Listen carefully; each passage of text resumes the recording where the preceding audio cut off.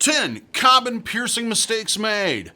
Coming up next on Body Piercing Basics, episode number 26. So stick around.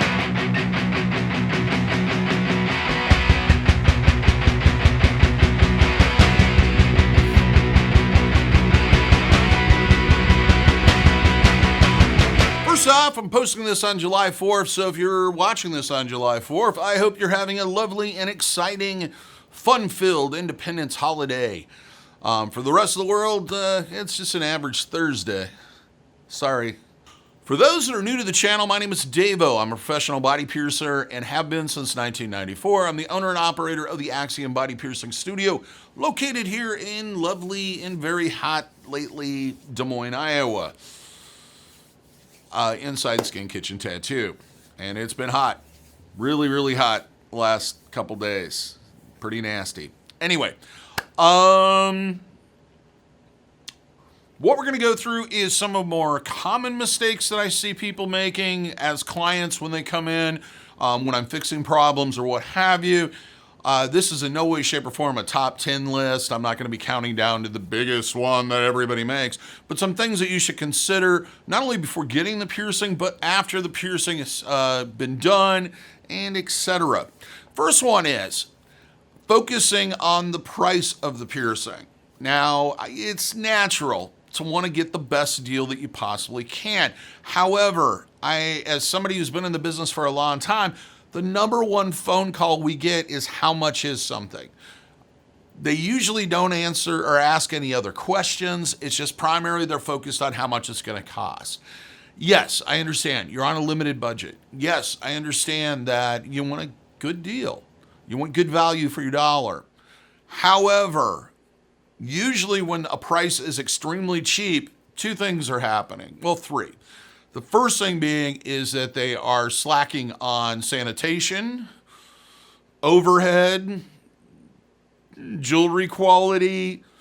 The second thing being that they're a high volume studio, or shop, meaning that their whole idea is to get as many people in as possible and get them out as quickly as possible.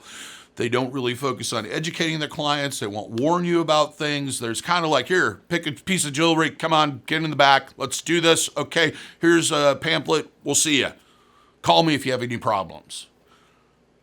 Unlike what a piercing experience should be like, which is you go through a consultation with your piercer. He goes over some of the basics about that particular piercing to give you kind of an educated idea of what you're getting yourself into. Then we'll go through a release form with you and talk about your health issues and see if there's a reason why you should not get the piercing. Then after that's all done, do the piercing. Then after the piercing, go through the aftercare instructions in detail verbally with you while you're sitting there and can ask questions. Then is available for any future questions. The other thing that could be going on is that they are quoting you a price for the piercing, not the jewelry. It's a common thing. It seems to have creeped up in the last 5 or 6 years where you go, oh yeah, it's $25. And then you get there and it's $25 and our cheapest piece of jewelry is $75. So learn these things. Usually when I quote prices, it's based on my base jewelry and it is with jewelry. The other thing that's been going on, the other thing you don't want to gauge it by is how expensive it is.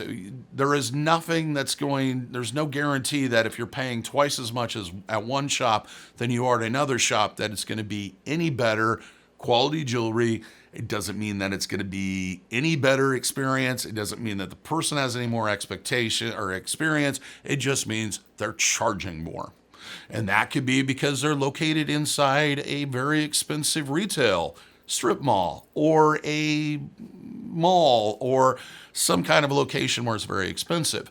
This is also why you will see extreme differences in price from one area to another area. Is large urban areas. Like if I was running the shop in LA or New York or Boston or even Chicago, I would have to charge a great deal more than I do because my overhead would be a lot more. So number 2 is what you should be focusing on instead of the price. Research your piercer, meaning look at them online. A reputable piercer is going to have a bio online. They're going to have information about where they were trained, where they went through their apprenticeship, achievements they've made, and how long they've been piercing, and a lot about what their philosophy is as a piercer and what they consider important.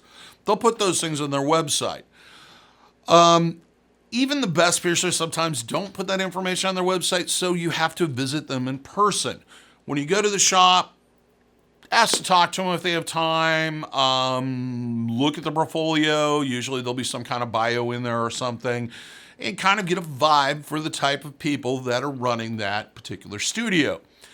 Visit a couple of studios. You don't always have to come in, talk to a piercer. I've done consultation upon consultation upon consultation where I didn't do the piercing that day, but did it maybe several days later or even weeks later. I'm happy to sit down if I have the time and go, hey, this is what it's going to take to heal that piercing. Here's some concerns. Here's some risks. This is some things to think about. And go, hey, when you're ready, I'm not going anywhere. Just do your research. Also, ask your friends. If you see somebody randomly in the line at the supermarket and they have a nostril piercing, ask them who did it. Ask them what the experience was like. Number 3, changing the jewelry before the piercing is completely healed. It's often people change them too quickly. This is really common in various different piercings. With certain people, they just want to constantly change the jewelry and upgrade it and do new things and new etc. That jewelry, except in special cases where longer jewelry has to be put in initially to allow for inflammation, should be left in the piercing until it's completely healed. The only piercing that I really highly suggest downsizing during the healing process or changing the jewelry fairly quickly is tongue piercings, because leaving the longer one is going to cause more damage than good. With ear piercings and other things where we have to pierce a little bit big, you need to leave that jewelry in unless it's constantly causing issues. And you need to see a piercer to talk to them about what your options are and whether or not they would advise going to something else. A lot of times we'll have somebody will do a perfectly good piercing on them. Everything's healing fine.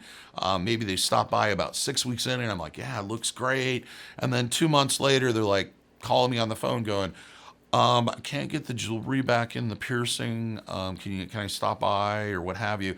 And I'm happy to put the jewelry back in. But then when I start to ask them, well, how did the jewelry come out? They'll go, well, I got a new piece at the mall and I was going to try it out and then I couldn't get it in. If they would have just left it in, gave it more time, it probably would not have been an issue. They would not have had to come into the shop. They would not have had to go through the pain of having the piercing possibly stretched to get the jewelry back in. All the fun things that happen when you can't get the jewelry back in. And you need to understand that there's 3 major risks when it comes to changing jewelry before a piercing is healed. First one being is that you introduce some type of foreign pathogen, like bacteria, fungi, etc., and you get an infection. The other thing is that you dislodge skin growth that's already happened and start the whole healing process all over again. The third thing being is that you just can't get the jewelry back in and have to have the piercing re-pierced. So leave the jewelry alone, let it heal, then you have the rest of your life to change that thing out on a regular basis and enjoy whatever jewelry you do. Number 4, insist on small jewelry or extremely elaborate jewelry or complicated jewelry for the piercing. Piercings, usually we need to allow extra space for swelling. This is especially a factor with cartilage piercings, upper ear cartilage piercings, helixes, etc. Often that jewelry looks a little goofy because it's so long. It gets caught on things more readily maybe.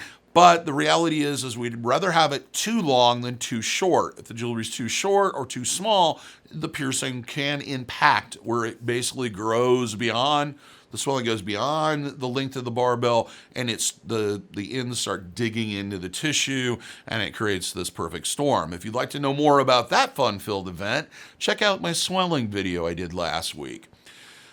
The other thing with complicated jewelry is if you're getting something that has a really ornate gem setting and all kinds of other stuff attached to it, it's going to add weight to it And it's going to add little nicks and crannies for bacteria and other things to collect in. It's much better to heal with a very simplistic piece of jewelry that isn't complicated, that doesn't have sharp edges or points, it doesn't have things that things can get caught on. And then once it heals, go to that beautiful piece.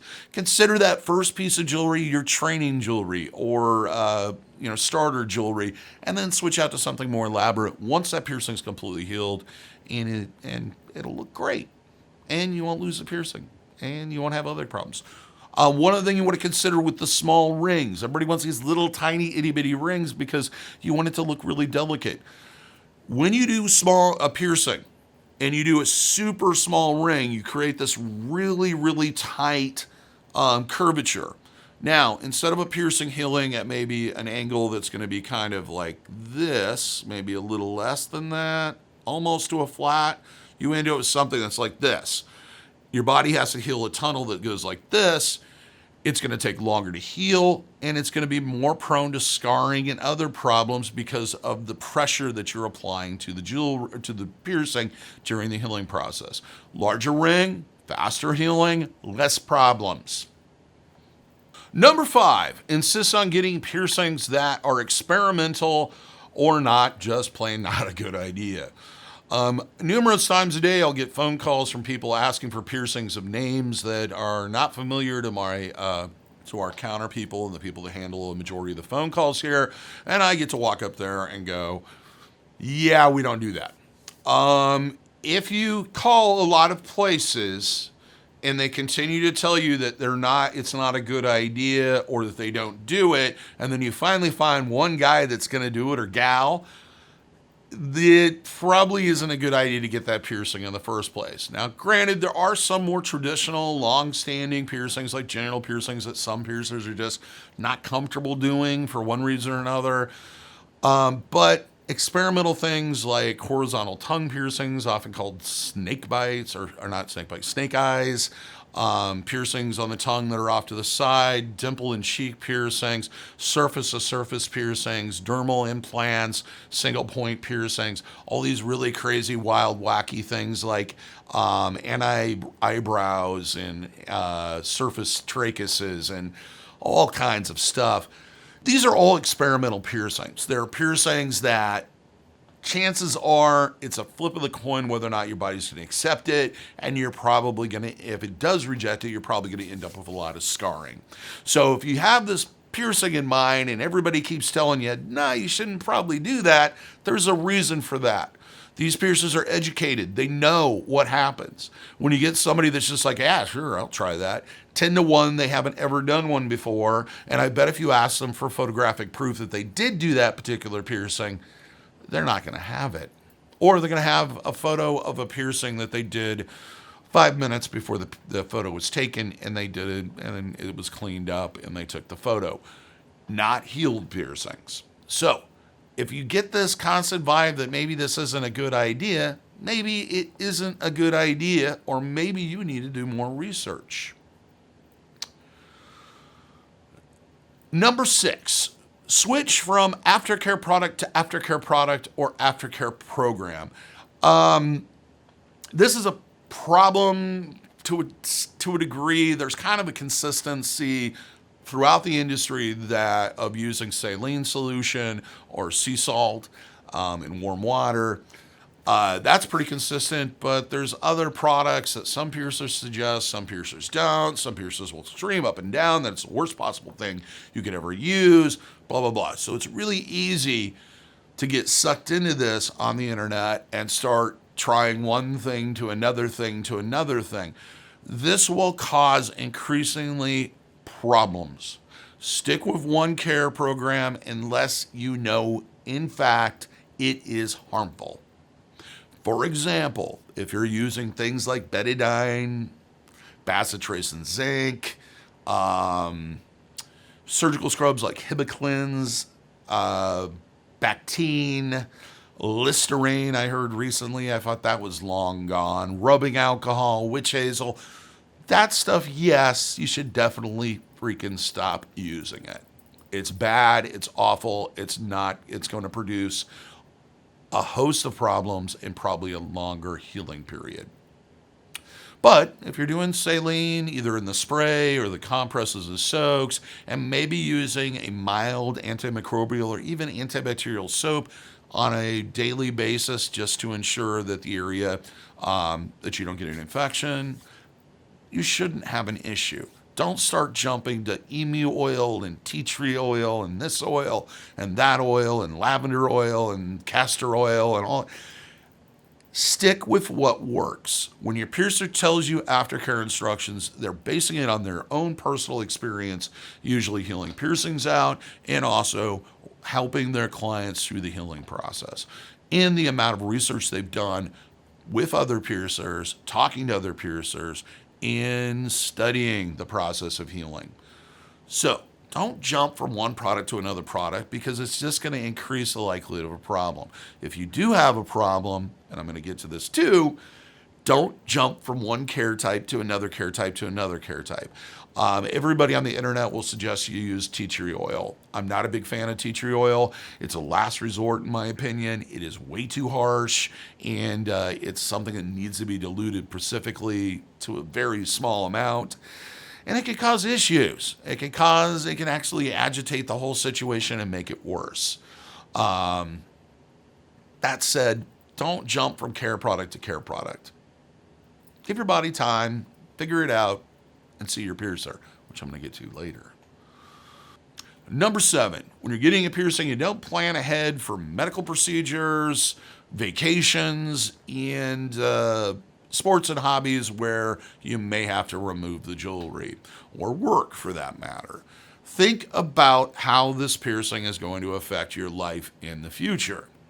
Meaning, if you're planning on going on a vacation and swimming, you don't want to get pierced a week before you leave on vacation. If you work in a job where you cannot have a visible piercing, don't get a visible piercing. You can't hide it. Sorry. If you plan on swimming because it's extremely hot outside, don't get a piercing. If you're going to be going in for a number of medical procedures over the next 3 or 4 months, don't get a piercing. If you're going to be competing in sports and your coach is going to make you take out the jewelry every single time you hit the field or the court,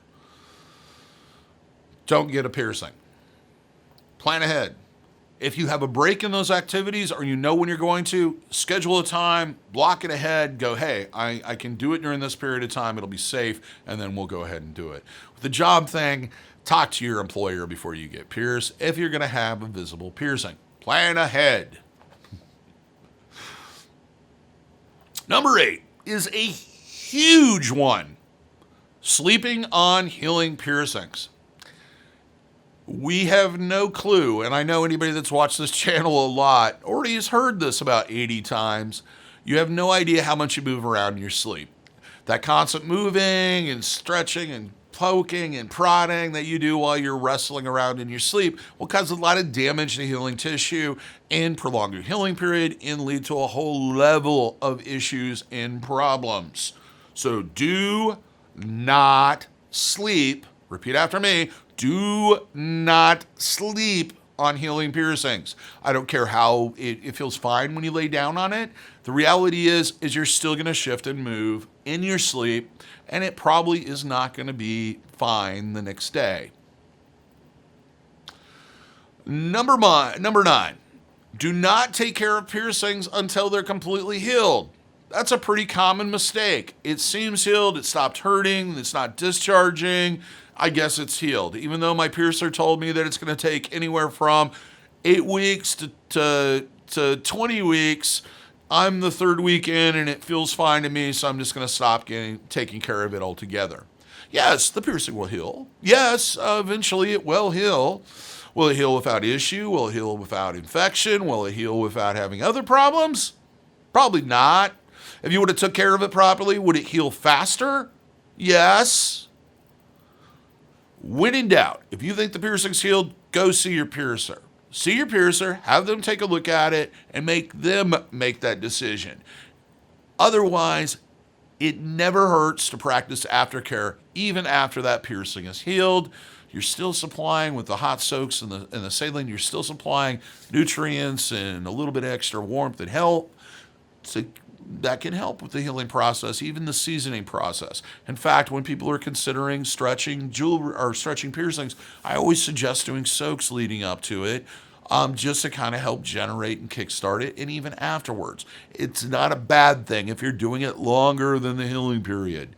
Just be patient. Just be patient. Patient. Just be patient and take care of it. It's that simple. Now the last one, number 10. You don't go see your piercer as soon as that problem starts. You wait about 3 or 4 weeks after that, and that's after you've tried everything you've heard on the internet, and you've posted to forums and Facebook and everywhere else and got 90 different answers of why you have the problem and how to get rid of it. If something comes up, even if it's minor, even if you're just nervous about it, go see your piercer. They'll be happy to take time out of their day and take a look at it and try to assess what's going on and give off some, and hopefully come up with a solution or put your mind at ease. Jumping from product to product, I had a client a couple of years ago that had a slight minor infection, I believe. It's hard to tell what was going on because by the time she came in, had done half a bottle of tea tree oil, paste made from aspirins, cod liver oil, something else I can't remember. The piercing was so damaged and burnt and red and sore and bumpy, it's hard to know exactly what the hell was happening in the first place. If she would have just took the time, stopped by, had me take a look at it, I could have possibly solved that problem. But at that point, it was well beyond my help. The same thing with infections or minor infections. If you see your piercer or your doctor right away, you can catch it. It doesn't turn into a major issue. If you put it off, it's going to get worse and it's going to be harder to treat, especially with bumps. Bumps with piercings, a lot of people try to say that are just common. They aren't common. They just happen a lot. It's your body's reaction to the jewelry, the piercing, sleeping on it, the abuse, maybe an aftercare product, but until we can solve that problem and eliminate it, no amount of crap that you put on that piercing is going to make that problem stop. So see your piercer. And don't feel like you're in the principal's office. When we ask you questions, we're trying to figure out exactly what might be causing the issue. We're not trying to blame you for anything because, hey, maybe you didn't know better, maybe we didn't explain something correctly, or maybe it's just a fluke. We just need to find out what's going on and try to solve it. So I hope that gave you some things to think about, and maybe you won't make those mistakes in the future, and it helps you heal out those piercings with ease and without issue, which is what we like to achieve, or what we would like to achieve with this channel and here at the Axiom. If you like the video, please give me a thumbs up. I like it when you like it. It just makes me warm and fuzzy. And everybody likes me when I'm warm and fuzzy. Cold and prickly, not so good. If you feel like I hit something, or maybe you have another mistake that you would like to list, please make a comment. I do answer comments whenever I have time. Feel free to share other information that you may have. If you disagree with something I said, please leave a comment. Let's talk. I like to discuss things. If you like this video and you'd like to see more, please subscribe. Hit that notification bell if you want to get notified every time we post a video. Also, check out our merch shop on spreadsheet.com. We have t-shirts there, mugs, hats, all that fun stuff. And you'll be saying, hey, I appreciate you and what you've been doing. And look cool while you're doing it. Or sexy, depending on what you're going for. But until next time, hope your piercings heal well and with ease and without a single issue. And if you're in the Des Moines, Iowa area, I hope to see you for your body piercing needs in the future.